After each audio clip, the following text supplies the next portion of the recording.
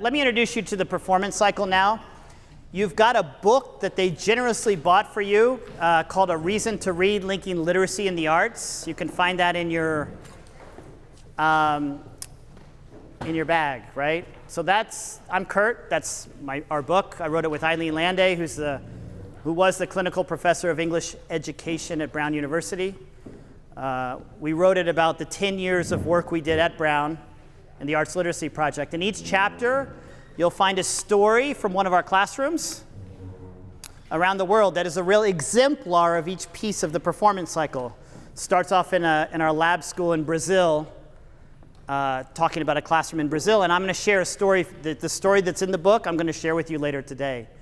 It goes to schools in Rhode Island, Providence, Rhode Island, Central Falls, Rhode Island, and then it goes to schools in St. Paul, Minnesota, and we also have a lab school in Mexico, and there's a story from Mexico. So Brazil, Mexico, the United States, how this performance cycle's been used in a lot of classrooms.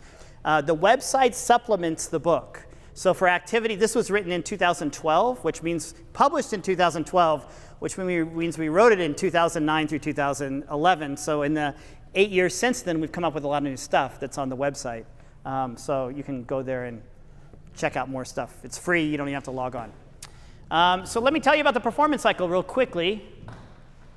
There we go. So this is Brown University. On Brown's campus, we have a lab school called Brown Summer High School. It's where we do the teacher education programs. And I was teaching in high school at the time, English Language Arts, in Providence. And my students seemed to be disengaged. They come in at 8 o'clock in the morning, they just looked tired. So what we did is we pushed the desks aside and started doing this kind of work with them, to wake them up, to get them engaged, to create what's called hot cognition, to get their minds moving, the blood flowing. Then we would move into the content work. Or the content work was actually integrated into the moving, like we started to do here. We thought that we were onto something, so we brought artists, performers, theater performers together with people like you, teachers, that were really great teachers. And we said, let's see what you can do with this idea, combining literacy and the arts. So here you'll see at the lab, this is our Brown Summer High School lab school. Up there you'll see a group of teachers in their professional development, and then what some work looked like in classrooms.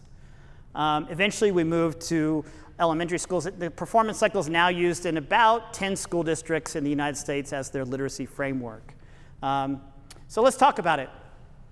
Performance cycle starts with building community. It is about reading and writing. A lot of reading and writing programs start with reading and writing. But what we do is we realize that there's the importance of creating a really safe space for kids. The word that they use a lot now in education at elementary school grade levels especially is social emotional learning, creating a real space where kids feel safe. And that's the function of that community meeting in the morning. But what we started to do is integrate content into the community meetings in the morning, just like we were doing with the micro storytelling. I'll show you a couple other techniques. Some important ideas are the social emotional learning, the idea that we create a safe space for all kids. There's a lot of work this day about cultural bridges, kids coming into the country or students who feel bullied. So making sure everyone in the room is in that circle and is seen, and there's a sense of belonging in that circle. Everyone belongs. It's a family. And the other idea that comes out of Lauren Resnick in the University of Pittsburgh is the idea of socializing intelligence.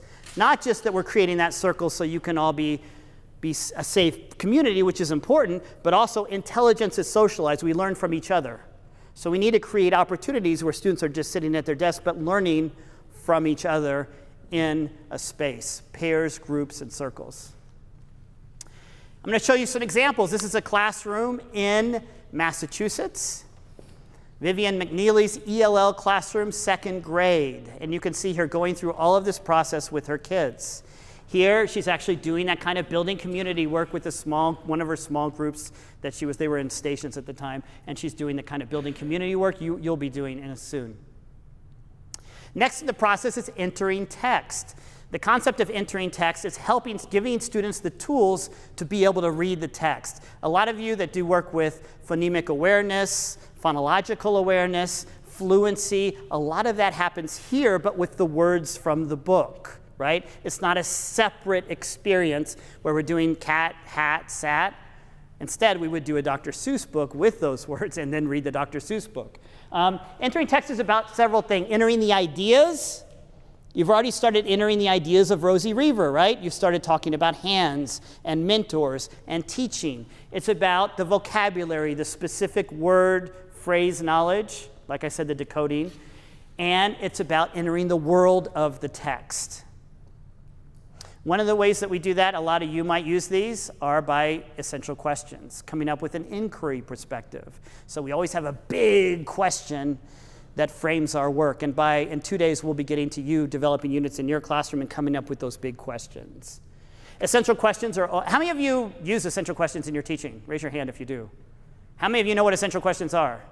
Okay, good. Well, let me just go over it then real quick. We'll do it more in a couple days. But open-ended questions for exploration. There's no right answer. They're not closed questions, right? A closed question is, how many people are in the room? That has an answer. An essential question is an open-ended question that we can explore together and invites the students in with us as teachers. There's not a right answer.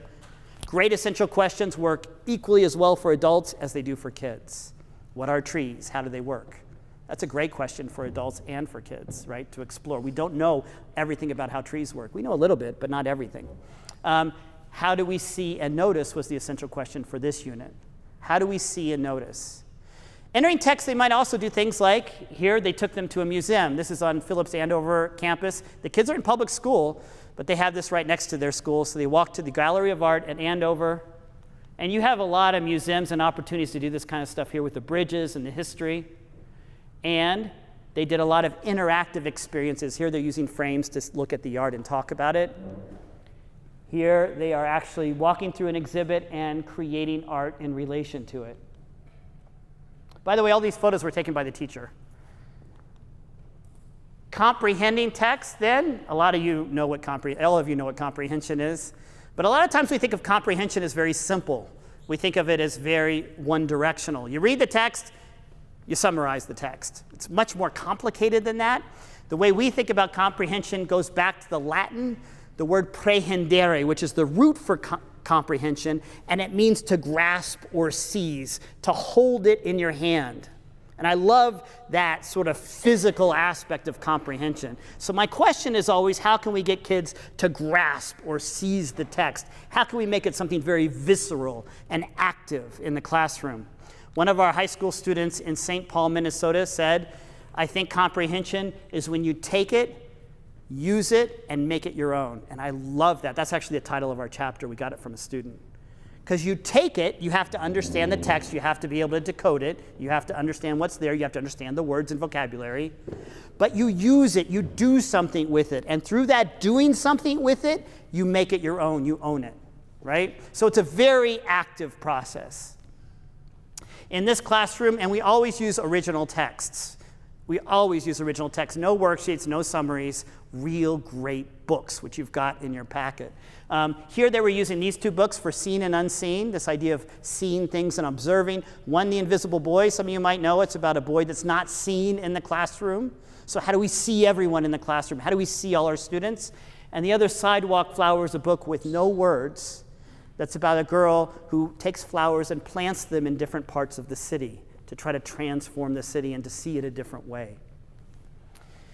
The teacher did a lot of, there's the invisible boy right there, a lot of very interactive activities with the students. Here they're acting it out, some stuff that we're going to do with the book pretty soon. Then comes, now here's the really interesting thing. This is where the most energy in the performance cycle is, between comprehension and creating, I think. Creating is about the students creating something original. Not just summarizing the text, not just telling us who the main character is, not just finding evidence for the big ideas in the text, but actually making something. So creating a few big ideas behind this are original energy. This is from a poem of Walt Whitman from Song of Myself. He says, we need poets of original energy. So I like to think about the activities in the classroom that kids create as having original energy. Everything they create should be different. So in terms of the arts, the opposite is like hand turkeys. If you do the hand turkey project, it's really hard to make every hand turkey different. You can do it creatively, I guess. Or the Santas with the cotton balls. Like those are arts activities. They're fine. Kids are doing stuff with their hands, but they're not expressing themselves. There's no real original energy to putting cotton balls on a Santa Claus. They look good, and you have the Santa Clauses and everything, but everything should look different because each one should represent who the students are. Another one is by Maxine Green, says we should bring the lived worlds of the students into the classroom. So who they are, what their cultures are, what their stories are, who their families are, their identities. And it should be relevant to the kids' lives. We'll do a lot around this soon. Here the students were taking the book Sidewalk Flowers, and they were writing the story. Because the story had no words, she had the students actually create the story in groups. So each group took the story, and they each wrote a different version of the story based on the pictures. And then they made puppets.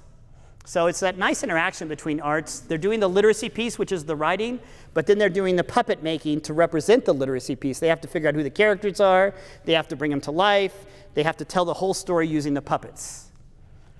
Rehearsing and revising. And, we rehearse in theater, we revise when we're writing, but the idea here is to make it really good, to make it beautiful. I love Ron Berger's work around this. He talks about an ethic of excellence in his book, and he says that students need to have their own internalized ethic of excellence, that they should not create for an A. I went to public school in Indiana. All I did was work on getting A's, right? That was the only goal for me of schooling. I didn't even know what learning was until later in life, right? Till maybe college, maybe later. No, college. If I learned about that, I'll learn in college. But I didn't learn it, I don't think, in public school because I was working so hard to get those A's. I wasn't working to create beautiful work because I was really never asked to create beautiful work, except maybe in my theater program after school. Here the kids, they care about what they're creating. The book's called A Reason to Read because they're not just reading to read. They're not just reading because we tell them to as teachers. They want to read because they're creating something. Here they're creating the puppet show, and they're practicing it, and they're performing it. Performing is giving form. The word form is in performing, giving form to understanding. So how can we give form to what the kids are understanding? Some big ideas here are it's real work, because you're performing for an audience. You're sharing what you've created for someone else. It's making your thinking and learning visible, because you're putting it out there in the classroom. You're not creating something for the teacher to get your A. You're creating something for other people in the classroom, something to see, something to perform, and you're demonstrating understanding. So here the kids are doing their puppet show for a real audience. The teacher took great pictures, didn't she? It's really amazing. Finally, in the middle of the performance cycle is reflection, which we'll do along the way here today too. Reflection means several things. The actual meaning of reflection is to shine the light back on, right? Reflection is light. So we're taking the learning experience and we're shining the light back on something we've done before. Metacognition is another big word here, thinking about our thinking. Stopping, not just doing, but stopping to think about what we're thinking along the way. And we're going to do something, the big aha moment for me was thinking routines, something that was developed out of Harvard Graduate School, or Harvard Education Department at Project Zero. And we're going to share some of those with you today, too. So that's the performance cycle here, the kids reflecting on the process, their performance. All right, that's about the longest talk I'll give. Let's get back to any questions right before we, real quick, couple of questions or thoughts or something on your mind before we dive in? Was that story called The Sidewalk Flowers? Sidewalk Flowers is that book. It's a great book. It's a beautiful book. It's really wonderful. And what you're gonna get to have some time on the third day, not tomorrow, not the next day, to actually start to put something together for your classroom. So start thinking about a book that you really want to build around. That's really the first thing, is finding that book. When they told me the workshop, they gave me these books. They said, we want you to do, I said, okay, well, what's the text? That's always my first question. Because you're building around the book. It's literacy, right? Kids have to read. And that's where all the ideas are. So they said Rosie Reaver, Iggy Peck, and Ada Twist, and I loved them, so it was really easy. But it always starts with the books. And there's a lot of other books around the same theme at your table of making and building things we've used.